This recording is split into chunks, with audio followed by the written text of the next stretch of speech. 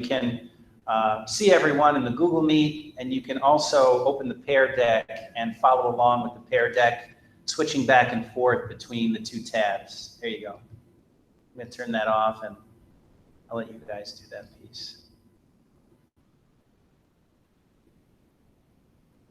Well, yeah, it's 12:03. okay, so I see that we're 12:03.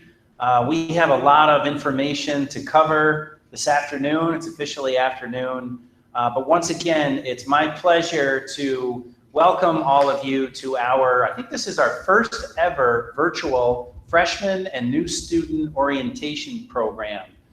So I would especially like to welcome the rising freshmen. You are the class of 2024, and we're so happy to welcome you to our high school. We designed today's presentation to cover a lot of information. As you can see, I did take my mask off. We are in the Queensberry room, physically distanced, and there are no students here. So this is going to be part of our culture in order to keep everyone safe. Masks are required. We're going to talk about physical distancing and cleaning, hand washing, hand sanitizing, and so forth. And we're going to ask you to partner with us, because as long as we follow the safety guidelines and procedures, that's what's going to help our school be safe, and that'll help us to stay open, of course, as a school. So I'd like to start off at this point with some introductions. Just a couple of housekeeping items. I know I've said this a couple of times, but please mute your microphone. Control-D turns the microphone off. The Pear Deck code is in the upper right-hand corner. And again, this orientation program is for freshmen, transfer students, IB Coaster students, anyone transferring into Queensberry High School. We have a separate orientation program for freshman parents that's scheduled, I believe, toward the end of September. September 24th. And that will also be a virtual program for all freshman parents. So you're welcome to follow along with your students. And let me get right to it by starting with introductions. I'm Mr. Switzer, the high school principal. I'm here with, and the picture shows Mr. Snide, Mr. Ham, Mr. Snide. Mr. Snide has grades 9 and 11, and Mr. Ham has grades 10 and 12. And these are the assistant principals that you'll have throughout your time in high school. We kind of loop with the grade levels in an effort to get to know all of our students. We have Mr. Keys, who is the Director of Health and Physical Education. He's also our COVID administrator. And Mrs. Sipowicz is also here. She is the Director of the Counseling Center, K-12. She is also an administrative intern this year. So once again, this is your administrative team, and later on in this presentation, you'll get to meet the other school counselors. So this is a little check-in for everyone.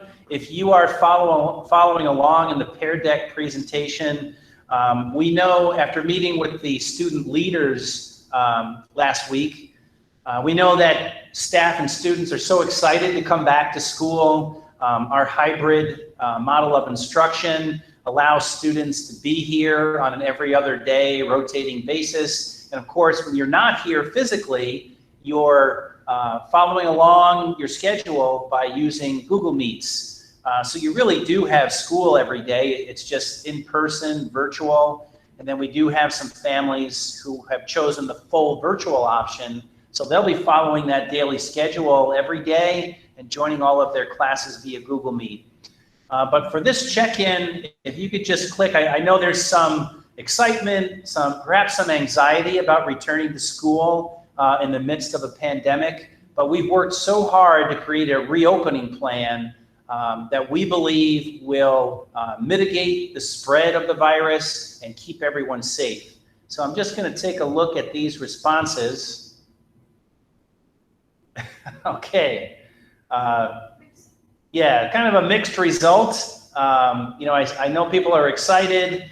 A lot of responses here in the middle. And then we do have a handful of people who are nervous about coming back. So after we go through today's presentation, and we'll also provide a virtual tour of the high school, I'm hoping that by the end of this presentation, more of you will be toward the left, either in the middle or just plain excited to come back.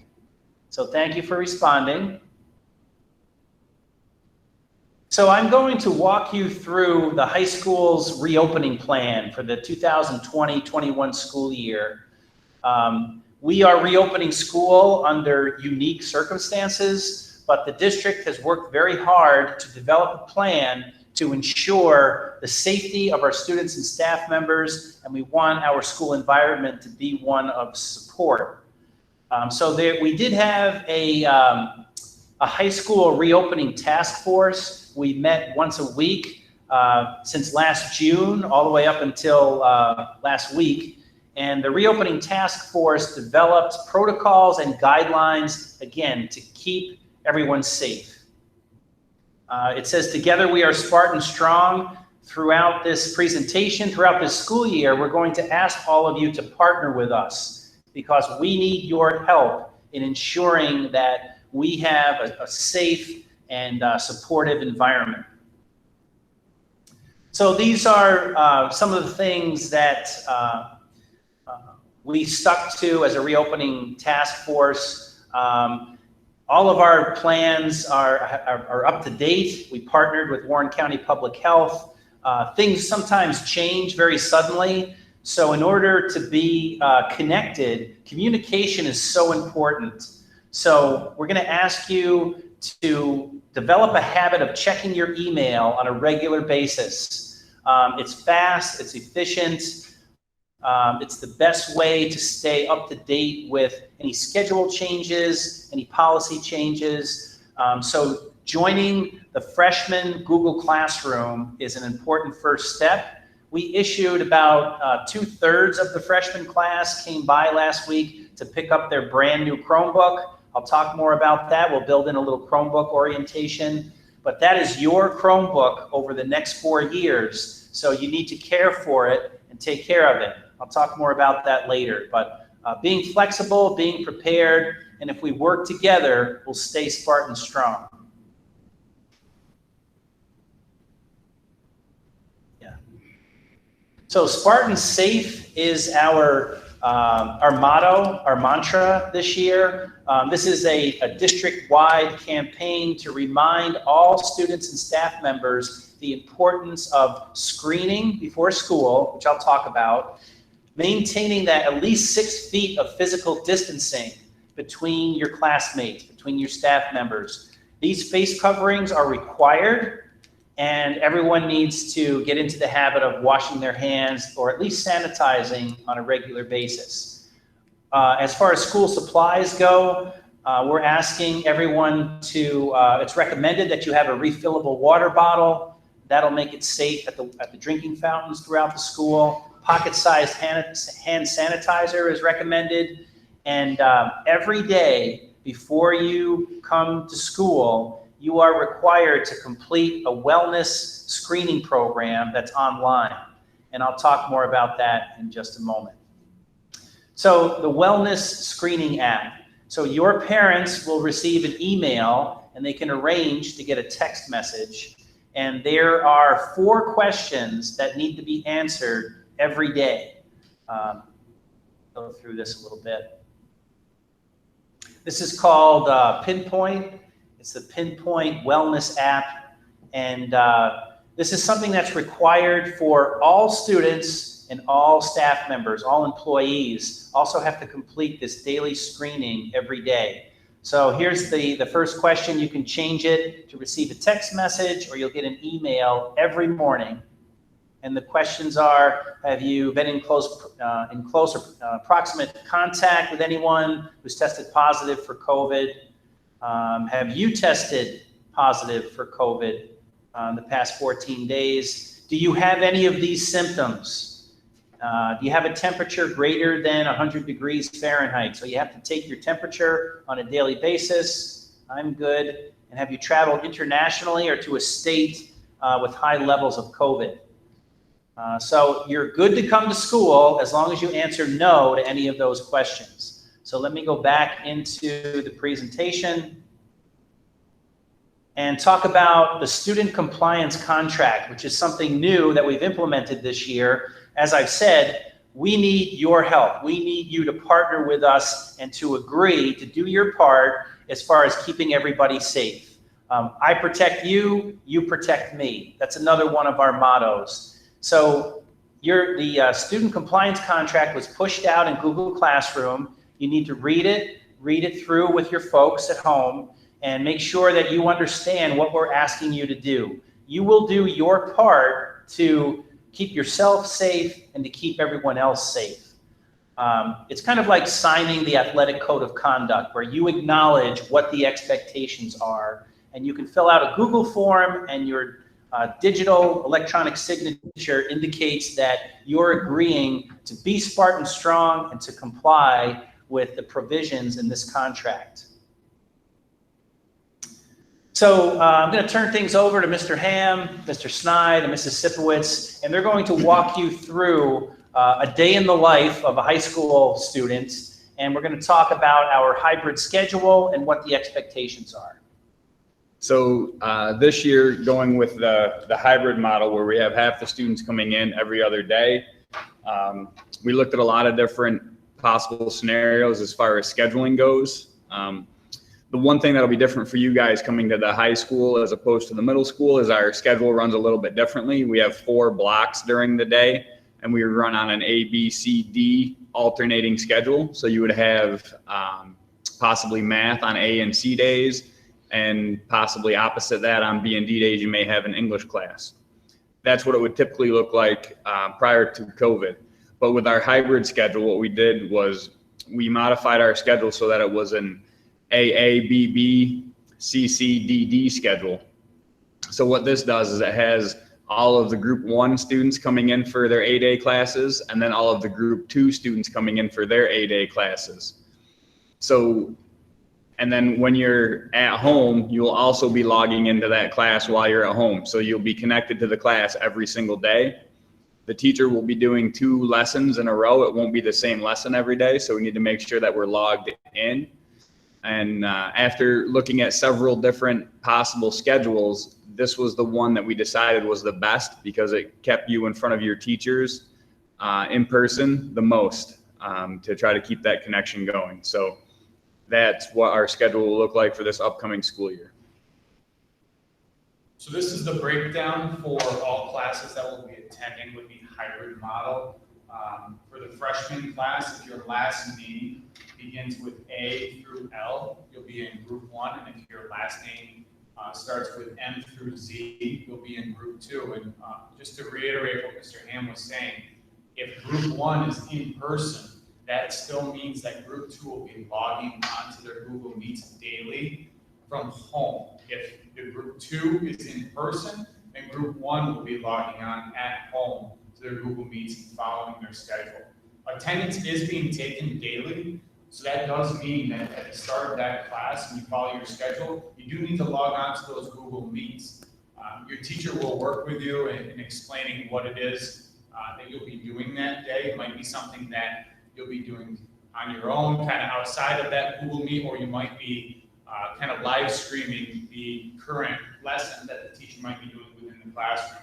So you do need to log on every day, and you'll be attending in person based on your group. Some students have selected to be full virtual learners. You will still follow your schedule just as if you were in a group, but you'll be from home during those times. So this is the schedule that we have for September coming up. If you look closely at the schedule, what you'll see is you'll see on the 8th and the 9th, the first 2 days of school, they look a little bit different. So when you come in on those first 2 days, what will actually happen is you'll run through your A and B day schedule on the 8th, and then group 2 will come in and they'll run through their A and B day schedule on the 9th. And what this allows us to do is it allows for you to see pretty much all of your teachers that you'll have within the first 2 days of school, so that you get to meet your teachers and kind of learn what the expectations are for the class. And then after that, moving into the 10th, when you come back in on the 10th, if you're group 1, or coming back in on the 11th for group 2 students, we'll be following a C-Day schedule. So you would just go to your C-Day classes, or if you're logging in virtually, you would log into your C-Day classes. The reason why we did this was we went over to the C-Day on the 10th and the 11th, is if you have a singleton class, like a PE class or a lab class for the sciences, that allowed you to get into those classes sooner rather than starting over on an A or a B day. But we wanted to make sure that within the first 2 days, everybody got a chance to meet pretty much all of their teachers. So that was the reason for that change. We can skip over this. This is kind of discovered everything there. Okay, this is important. What you do upon arrival to the high school, very important. So as you arrive to the high school, the arrival is staggered as it is, just the way that the buses show up, whether your parents are dropping you off, if you're walking. So students can arrive between 7 and 7:30 is typically when students arrive. School starts at 7:30, so you do need to be to school prior before then. But as you arrive, you're going to come into the building, and each grade level is going to assign areas within the building. The freshmen will be going to one area in the blue gym. So if you've ever been into the blue gym for, let's say, a basketball game, it would be where the teams sit, where the team benches are. If you're looking at it from the blue gym lobby, it'd be the left side below the batting cage. There are, as you can see in the picture to the right, there are little cues that are physically distanced on the bleachers throughout that gym. You would have to sit on one of those cues in order to physically distance, and you would wait there prior to the start of your first class. Students will be dismissed from those areas at 7:25, and you'll follow a one-way pattern, which we'll get to in a second, but you would leave that area at 7:25 and head directly to your class. We're not allowing kids to wander throughout the building in the morning. We do have to go to those areas. And if there is some congregation, we do need to ensure that physical distancing is occurring in those areas. So when you're coming into the school, one thing that we had to put in place this year was a one-way traffic flow to try to minimize the congestion in the hallways and minimize students passing each other. So when you come out of your classroom, you'll be coming out into a hallway that has been designated as a one-way hallway going in one direction. So we've put maps up throughout the building to help you navigate, and it's got the arrows on it, and you should be able to see the room numbers and get a good idea of where you need to go. Now, this one-way map is only put in place during the transitions. So that would be transitioning to first block from those areas that Mr. Snide was just talking about, such as the gym. And it will be between classes, between blocks 1 and 2, 2 and 3. While you're in class, if you have to leave class to use the bathroom, you don't have to follow the one-way pattern because there shouldn't be a lot of people in the hallway. You can go directly to the bathroom and then back to class. You don't have to follow that one-way pattern at that time. So that was another change that we had to make in order to keep everything safe this year.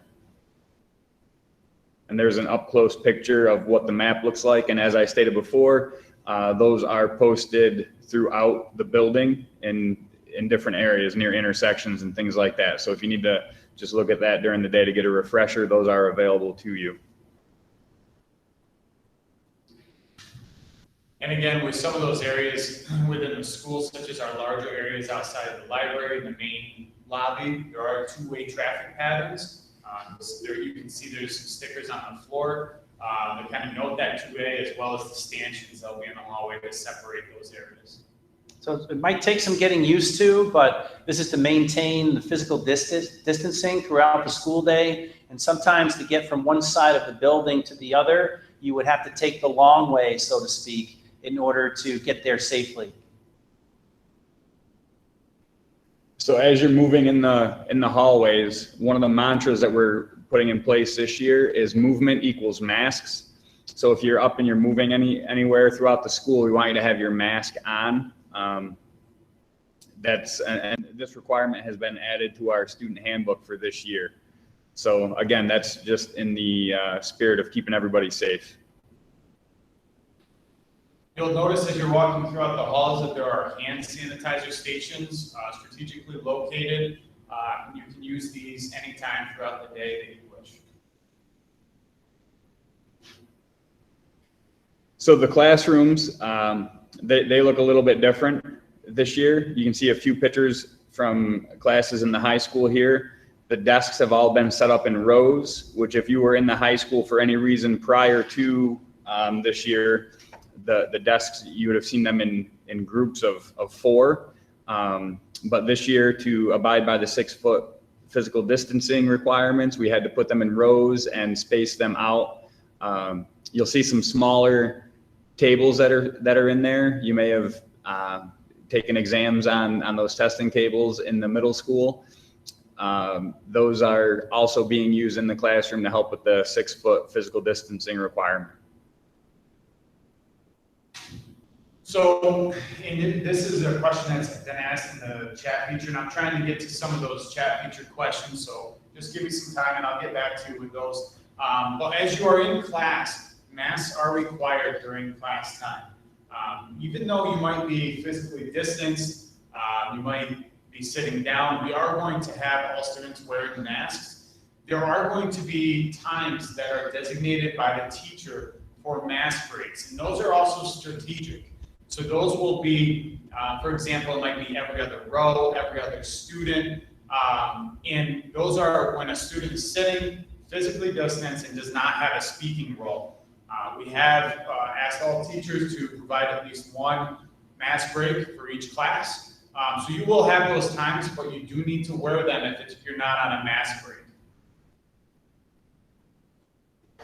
So who is wearing a mask and what do the mask breaks look like? All students and staff must wear the mask throughout the day. As I said before, if you're up and moving, you need to put your mask on. That's in the classroom, in the hall. If you're moving, you should be wearing your mask. Students will be wearing a mask at their desk. However, we will provide an opportunity to have mask breaks throughout the day. We know that those are nice, and people like to have a few minutes to take them down. The mask breaks will be done in a controlled manner in the classroom, and that will be determined by the teacher to where, when, and how those take place. The cafeteria, which we'll talk about a little bit later, you'll have to obviously take your mask off to eat, but we've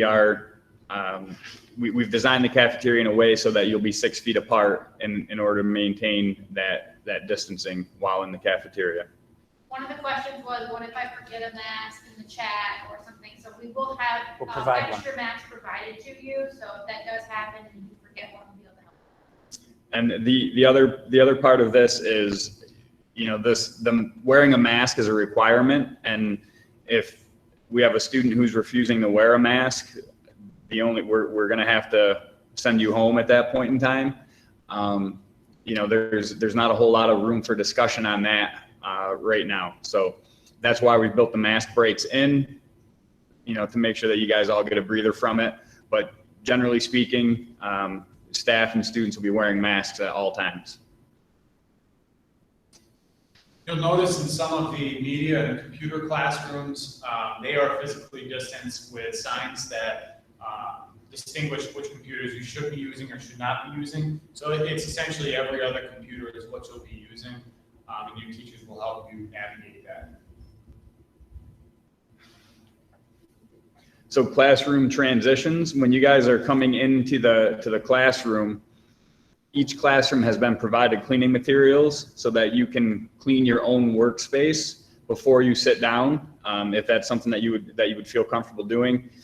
The reason why we did it this way, as opposed to having the person prior to you cleaning, is so that you know that the space in front of you has been taken care of, and you're not relying on anybody else. It's kind of your personal responsibility with that.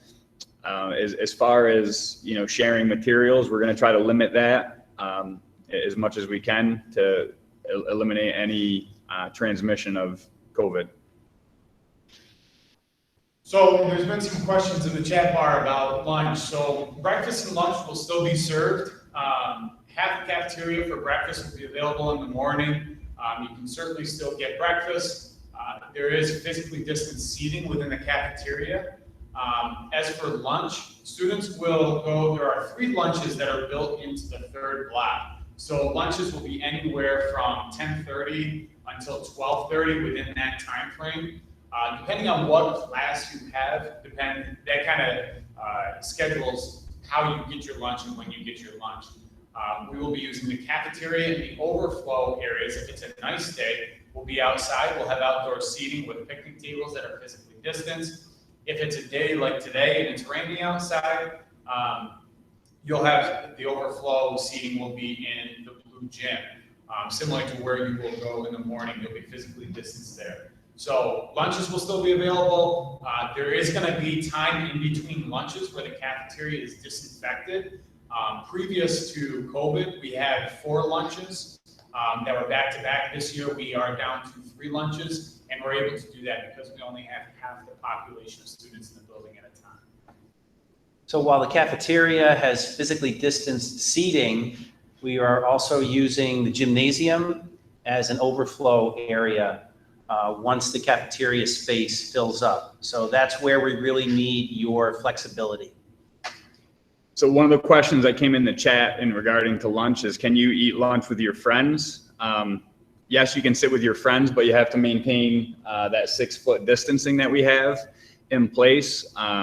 You know, if you're in the cafeteria, the tables and chairs have all been spaced out. And if you end up eating in the gymnasium, in the bleachers, as we said, there's already queues in the bleachers. So that gives you an opportunity, you know, you can sit on a queue and you can have a friend sitting at an adjacent queue. So you can still sit and eat lunch near each other and you can still converse, but you're 6 feet apart. So that's one of the changes that we that we made specifically was, you know, prior to this, you heard a lot about social distancing. We're trying to use the term physical distancing so that you're keeping that 6 feet apart, but you can still, you know, socialize and do all of those things as we normally would to the best of our abilities. The high school cafeteria, I would say, is a bit more modern looking than the middle school cafeteria. We don't have picnic tables inside. We have more cafe style seating with high tops, low tops, and large round tables. Some of these smaller tables are singletons. Some of the larger tables can only fit 3 students at a time. And we really need to make sure that no one rearranges the furniture or pulls up an extra chair to these physically distanced tables. So bathrooms do have max occupancy, so it's about half the occupancy as to what it can handle. All of those bathrooms have signs outside, so you are aware of what that occupancy is. If you to go into the bathroom and the max occupancy has already been reached, you do need to wait outside of the bathroom. We have hall monitors that regulate these throughout the day. They move throughout the building. And they will be entering bathrooms just to make sure that that occupancy is still being abided by. Not only do we have this occupancy requirement, we do not allow students to congregate or loiter in the bathrooms and the hallways. And we require hall passes and bathroom passes in order to enter these areas. So water filling stations, we have those in several areas throughout the high school. So we advise that you bring a refillable water bottle to the high school. You won't be able to use the drinking fountain as you have in the past. So, you know, if you need a drink of water, please make sure that you have those refillable bottles. Again, this is a change that we've had to put into place in order to prevent the transmission of COVID. So dismissal will be staggered in order to keep that physical distancing within the hallway as much as possible. The one-way traffic pattern does not occur during dismissal. When you are dismissed, you are to go to the nearest exit that can get you, whether you're driving home with your parents or you're taking the bus, you're going to go to that nearest exit. Students will be dismissed. The student drivers will go at 1:55. The fine arts wing of the building will go at 1:56. The humanities wing will go at 1:58. And the STEM section of the building will go at 2 o'clock. So you'll notice when you get here that our building is designed so that there are certain sections of the building based on the classes that take place in those areas. And that's how you'll be dismissed. Your teachers will help you dismiss at those times. You don't need to remember this, but it's simply a way for you to understand how that works. So after school, I know you guys are probably wanting to hear about after school activities and sports and things like that. That has all been postponed until September 21st. If you've been following the news, there's been some additional guidance coming out as far as athletics. It seems like on the 21st, some practices and things will be able to start, and then athletics will be revisited again sometime in October to see where that stands. The after-school activities and clubs, they're also on hold until September 21st here at the high school. If you need to stay after with a teacher, you need to make arrangements with that teacher as far as when you can stay after with them. And this might look different for students depending on what they've chosen to do. The after-school time for teachers is between 2 o'clock and 2:40. So if you're an all virtual student, you may want to set up, through email, a Google Meet with a teacher if you have questions or things that you need to go over, and the teacher can log on and do a Google Meet with you in order to go through any of your questions.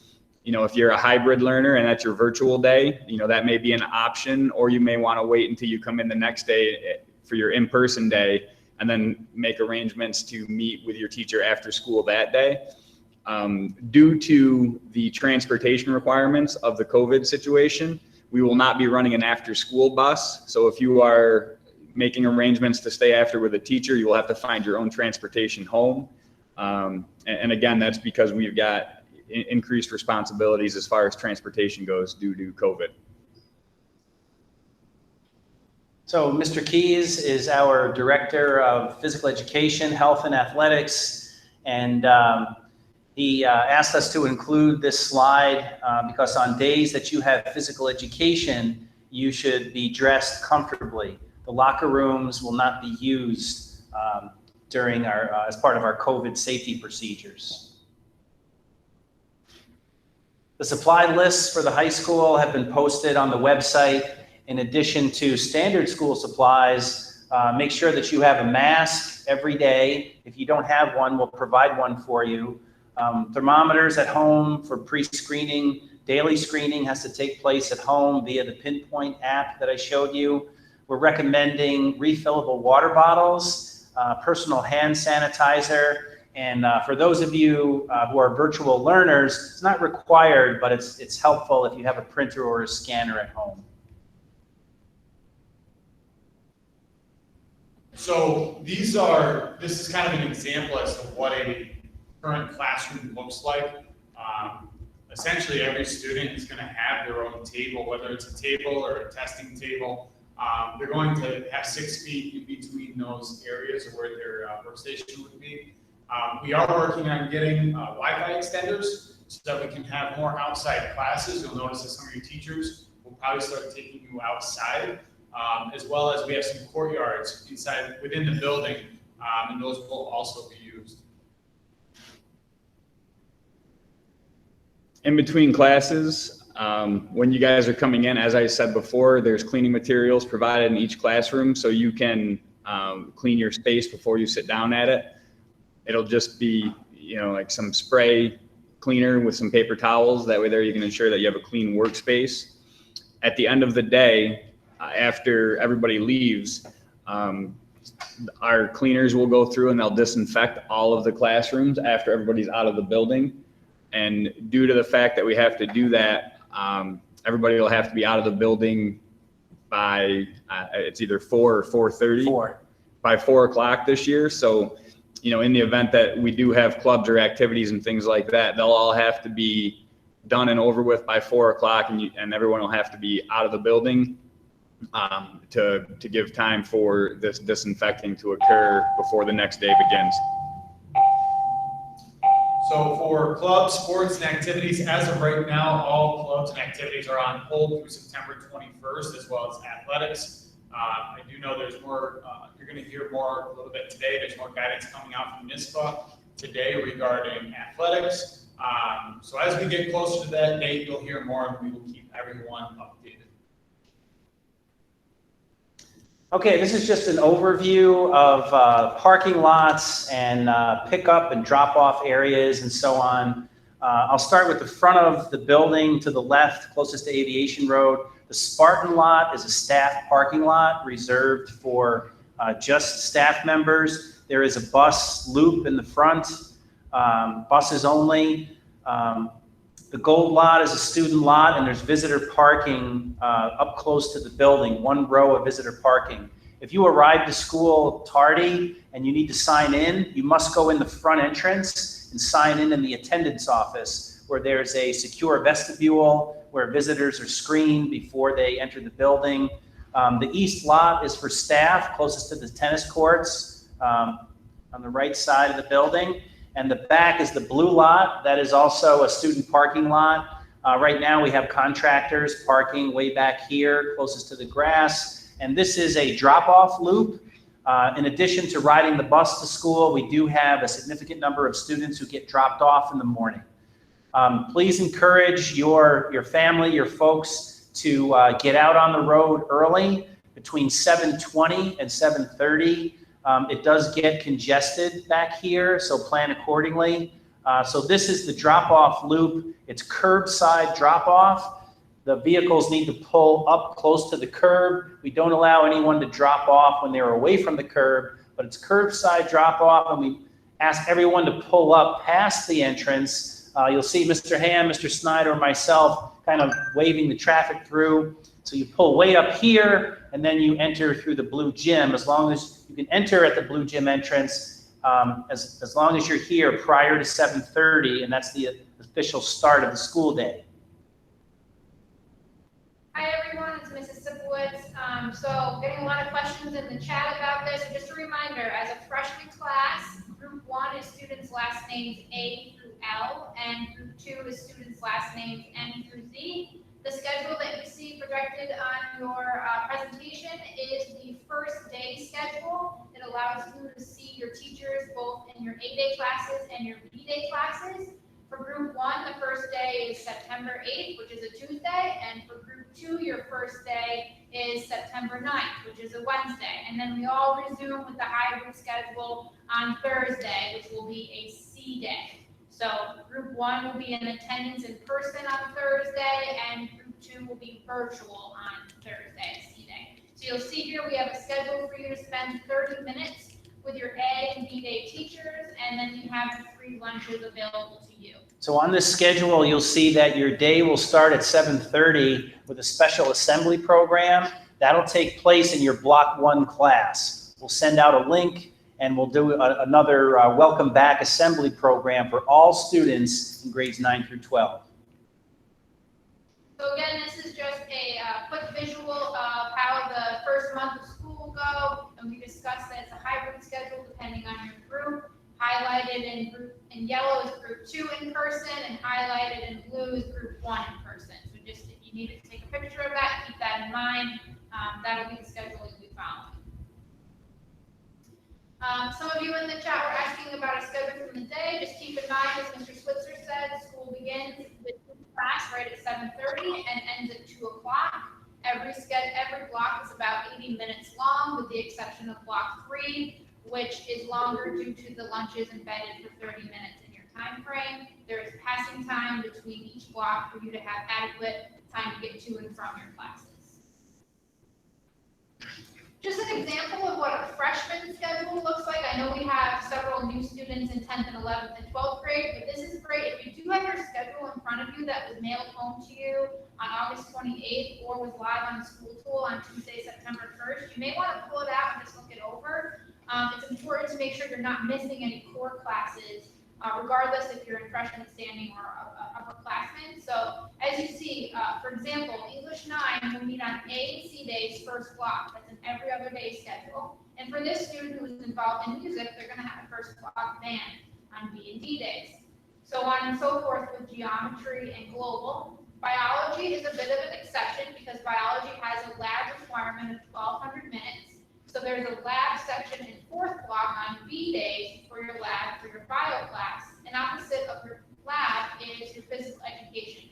Phys ed is a 1-by-4 block that meets once or twice a week for 80-minute time period. And for this example student, they still had availability in their schedule to have high school health and a half-year elective the second half of the year. So please take a look at your schedule. Make sure you have the core classes such as English, social studies, math, and science. We were hopeful to try to get as many ninth graders in health as we could, and also your fine art requirements such as band, orchestra, chorus, studio art, and design and drawing for production. If you have any questions that you're missing a core class from your schedule, please email your school counselor, which we'll talk about in the future of this presentation. Again, this is just a building map, and later on in this presentation, you're going to see a virtual tour. So it would be helpful if you did have your schedule out in front of you. So when you are viewing the virtual tour, you can kind of think about what an A-day schedule and a B-day schedule. Just real quick, I didn't mean to cut you off, Mrs. Sipowicz, but this is the main entrance where I'm sorry, I'm in the wrong spot. Right here, the main entrance where we are, and what it shows is the fine arts section of the building here, the STEM section of the building, math, science, technology courses, the humanities section of the building, and the health and physical education section of the building toward the back. So the building is broken down into themes, but also just a reminder, there is one-way traffic during any passing time during blocks. However, if you're in a classroom and you need to go to the bathroom or see the nurse, you do not have to use the one-way traffic pattern to access those places during class time. So this is your high school counseling team. Just like in the middle school, you had counselors that you were assigned to by grade level. Here it is an assignment by your last name. The following slide gives you the breakdown of who your school counselor is. So if your last name begins with an A or a C, you have me, Mrs. Sipowicz, from now until the time you graduate. If your last name begins with B or T,